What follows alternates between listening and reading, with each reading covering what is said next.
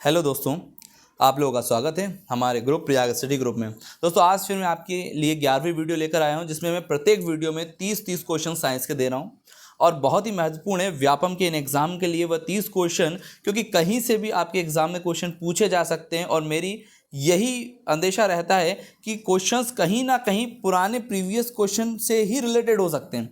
इसलिए जो जितने 30 क्वेश्चन लेके आ रहा हूँ वो कहीं ना कहीं किसी एग्जाम में पूछे हुए क्वेश्चन से जो मैं आप लोगों के एक रिवीजन के तौर पे लेके आ रहा हूँ। साथ ही साथ उन क्वेश्चन के ऑप्शन के साथ मैं आपको एक फैक्ट टू फैक्ट कुछ उसकी जो बातें हैं वो भी मैं आपको बताते जा रहा हूँ। तो बिल्कुल दोस्तों, अगर आप चाहते हो कि ये नोटिफिकेशन आपको हमेशा मिलता रहे तो आप इस चैनल को बिल्कुल सब्सक्राइब कीजिएगा, ताकि जब भी मैं वीडियो बनाऊं तो आपके लिए ये नोटिफिकेशन मिले, जिससे आप इन क्वेश्चनों को आसानी से पढ़ सके और समय के साथ आपको ये नोटिफिकेशन मिल जाएगा। चलिए दोस्तों, हमारे क्वेश्चन पर चलते हैं कि निम्न में से क्या एक प्रकार का उपकला ऊतक नहीं है। ऑप्शन दिए गए हैं शल्की, स्तंभकार, घनाकार, संयोजी। सही आंसर होगा दोस्तों संयोजी। जो संयोजी है वो उपकला ऊतक का प्रकार नहीं है। इसमें मीसोडर्म के बनने वाले विशिष्ट ऊतक जैसे हड्डियां, कार्टिलेज, कोशिकाएं, अस्थि मज्जा, मांसपेशियां आदियों को रखा जाता है। निम्न में से कौन सा जीव सूक्ष्मदर्शी नहीं है? जीवाणु, विषाणु, अमीबा, जू। तो जो सूक्ष्मदर्शी नहीं है वो सही आंसर होगा जू। जू को नग्न आंखों से सूक्ष्मदर्शी के बिना देखा जा सकता है, अतः यह सूक्ष्मजीव नहीं है दोस्तों। और जीवाणु, विषाणु, अमीबा को बिना सूक्ष्मदर्शी के नहीं देख सकते हैं, तो यह सूक्ष्मजीव होते हैं। कोशिका स्राव निम्न के द्वारा संसाधित और संकुलित किए जाते हैं। ऑप्शन से गोल्जिकाय, नाभिका, अंतर्द्रव्य जालिका और सूत्र कणिका दोस्तों।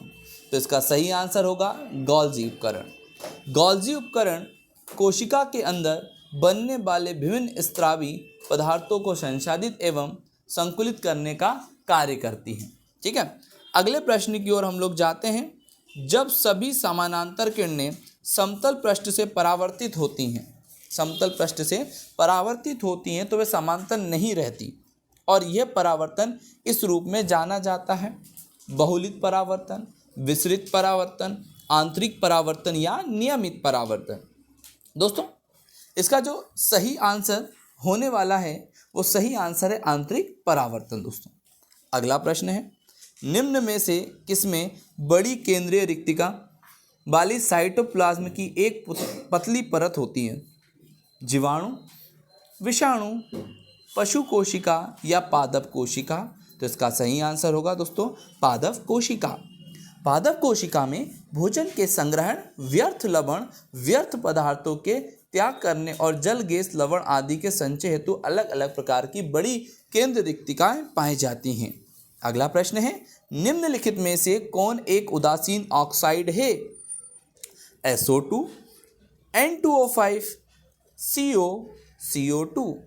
तो जो CO2 है जिसे कार्बन मोनोऑक्साइड कहा जाता है, ये जल के साथ क्रिया करके अम्ल नहीं बनाते हैं, मतलब ये उदासीन होते हैं। जो आपका कार्बन मोनोऑक्साइड, राइट। बाकी इसके अलावा आपके N2O5 हो गया, SO2 हो गया, CO2 हो गया, ये अम्लीय स्वभाव के ऑक्साइड होते हैं।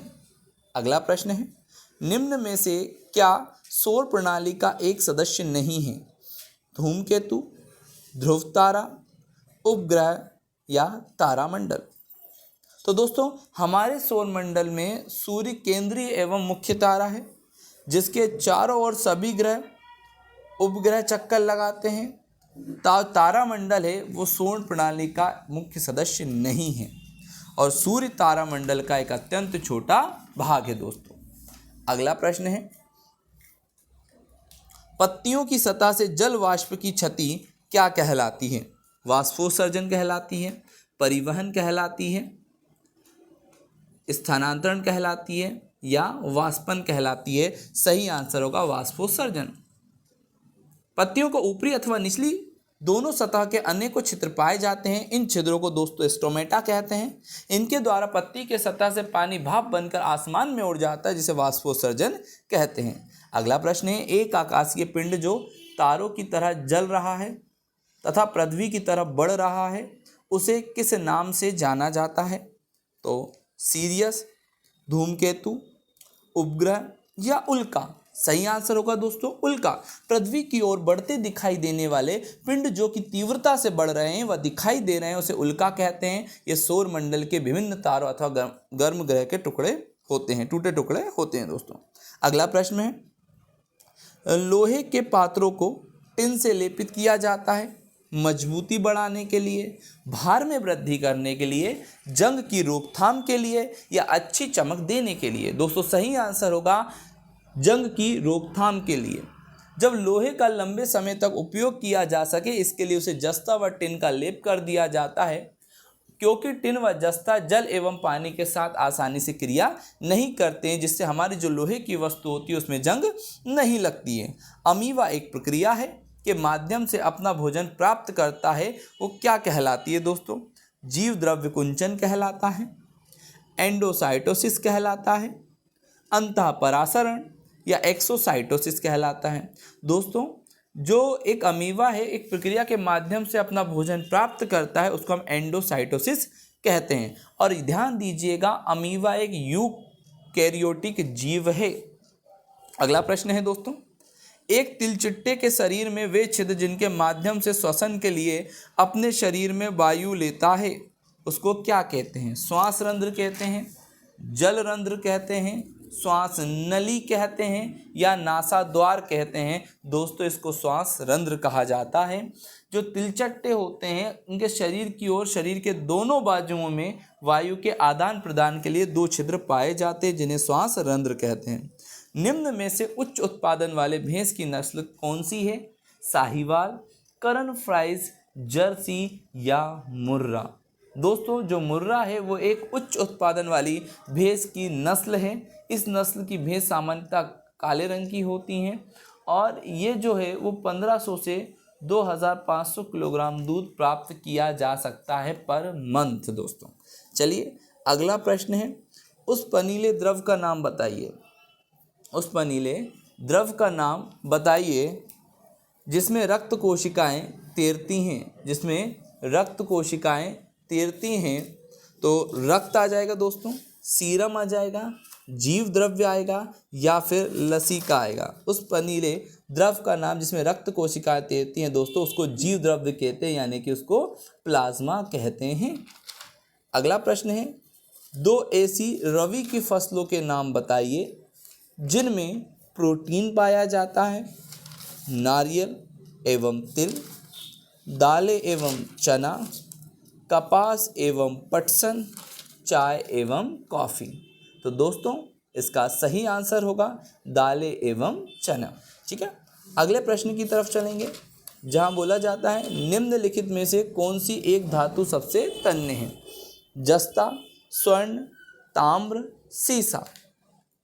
जो तन्यता है दोस्तों मतलब उसको खींचना तो तन जाने से स्प्रिंग होता है। तन्यता किसी पदार्थ का एक गुण होता है जिसे हम लंबे तारों में बदल सकते हैं। तो जो स्वर्ण धातु में तन्यता सबसे अधिक पाई जाती है दोस्तों।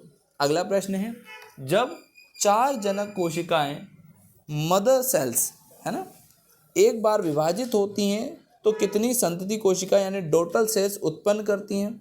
ऑप्शन है 16, 4, 2, 8। तो सही आंसर होगा 8। जब एक जनक कोशिकाएं विभाजित होती हैं तो प्रत्येक में 2 अर्थात कुल 8 संतति कोशिकाओं का निर्माण करती हैं कोशिका। इसी जनन को हम कोशिका विभाजन के नाम से भी पहचानते हैं दोस्तों। विद्युत अपघटन में अवमुक्त होने वाली धातु किस पर जमा होती है? डिब्बे के कोनों पर जमा होती है, कैथोड पर होती है, एनोड पर आधा और कैथोड पर आधा होती है या एनोड पर होती है? दोस्तों सही आंसर होगा इसका कैथोड। विद्युत अपघटन की क्रिया में धन आयन और ऋण आयन विपरीत आवेश वाले इलेक्ट्रॉन की ओर गति कर जाकर निवेशित हो जाते हैं दोस्तों।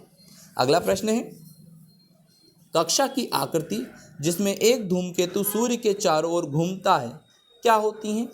वृत्ताकार होती हैं, अर्धवृत्ताकार होती हैं, परवलिक होती हैं या उच्च रूप में दीर्घ वृत्ताकार होती हैं? तो दोस्तों इसका सही आंसर होगा उच्च रूप में दीर्घ वृत्ताकार। जो धूमकेतु सूर्य के चारों ओर जो कक्षाओं में परिक्रमा करते हैं उसको हम उच्च दीर्घ वृत्ताकार कक्षाएं कहते हैं दोस्तों।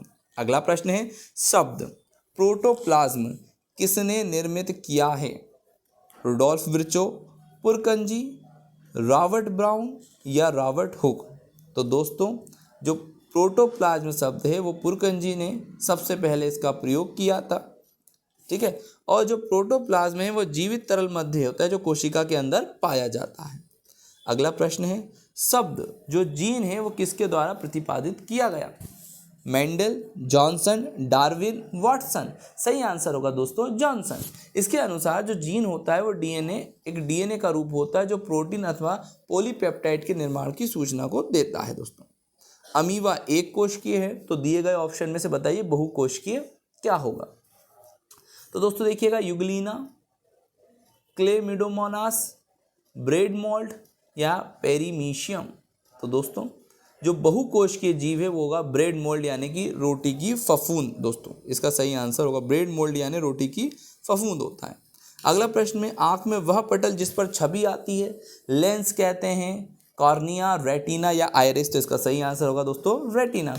रेटिना आंखों की पिछली गहरी परतें होती हैं जिस पर किसी वस्तु से टकराकर आने वाले प्रकाश का उत्पन्न किया जाता है, उसे वस्तु का प्रतिबिंब रेटिना पर बनता है और दोस्तों उल्टा बनता है।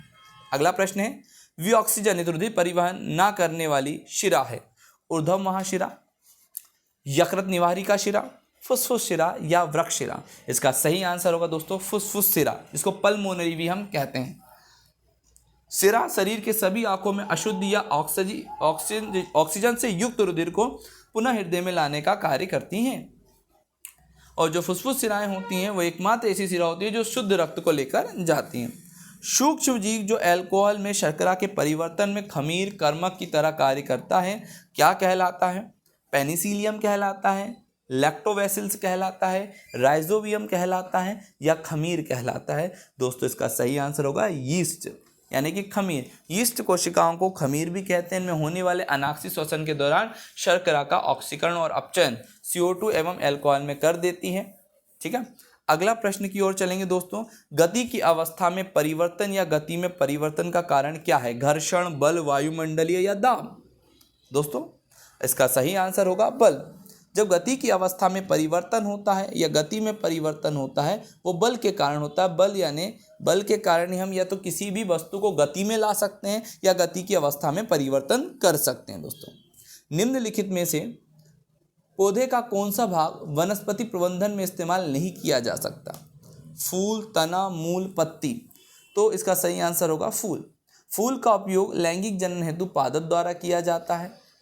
फूल में ही उपस्थित नर भाग होता है जिसको पुमंग कहते हैं और मादा भाग होता है जायंग होता है। इनके निषेचन द्वारा बीज एक का निर्माण होता है। दोस्तों अगला प्रश्न है जमीन के रिक्त स्थानों में पानी के रिसने की प्रक्रिया को क्या कहते हैं? अवक्षय कहते हैं, अवक्षय कहेंगे, अतः संत्यय कहेंगे या फिर इसका जो अगला प्रश्न है जो अगला ऑप्शन है संरक्षण या वर्षा जल संग्रहण करेंगे। तो जमीन के रिक्त स्थानों में पानी के रिसने की जो प्रक्रियाएं होती हैं उसको हम कहेंगे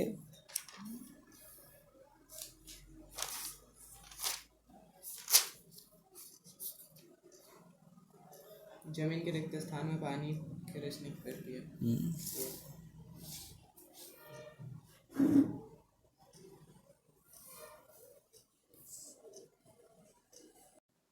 अंत संदेह कहते हैं। सॉरी दोस्तों थोड़ा सा दिक्कत आ गई थी, फिर से हम स्टार्ट करते हैं।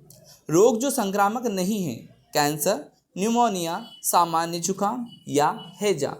तो इसका सही आंसर होगा कैंसर जो संक्रामक नहीं है। कैंसर असामान्य कोशिका वृद्धि के संबंधित बीमारियों का एक समूह होता है जो किसी भी चीज़ के आक्रमण करने पर शरीर के अन्य भागों में फैलने की संभावना होती है।